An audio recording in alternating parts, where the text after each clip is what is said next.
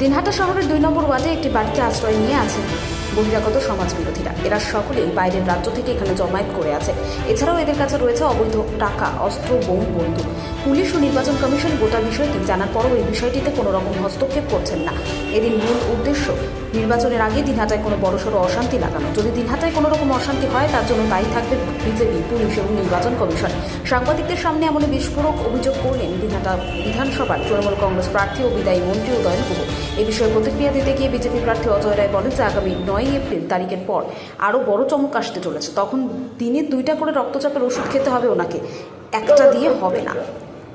তাতে করে যদি 50টা লোককে ভরে রাখা যায়, তার বিরুদ্ধে কোনো অভিযোগ নেই, তাকে সাসপেক্ট করে আমি ধরে রেখে দিলাম।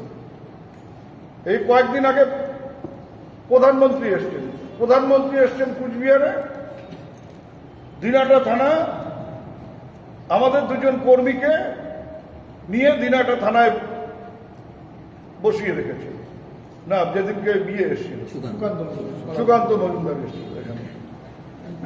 কি হয়েছে? যদি সুকান্ত মজুমদারকে তৃণমূল মনে করতো যে কালো পতাকা দেখাবে, তাহলে কি ওই 2 জন বা 5 জন 10 জনকে বাদ দিয়ে তৃণমূল কংগ্রেস কালো পতাকা দেখাতে পারত না? এগুলো হচ্ছে মানে মহারাজ বলেছে ডেকে নিয়ে আসো। এখন যারা নতুন নতুন দায়িত্ব পেয়ে 1 মাসের জন্য কেউ আইসি হয়ে, কেউ অমুক হয়ে তমুক হয়ে এসছেন 1 মাসের জন্য, তারা নির্বাচন কমিশন ডেকে আনতে বললে তারা বেঁধে নিয়ে আসছে।